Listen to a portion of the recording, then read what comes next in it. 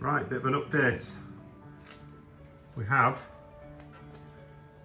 the engine out on the CBR 954.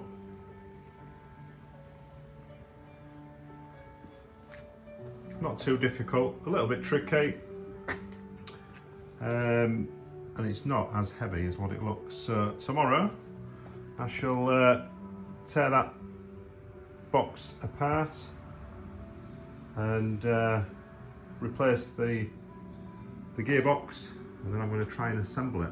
I'd love to get it back on road before the end of summer. It would be absolutely awesome if I could get it finished, but I'm not sure how many more hours.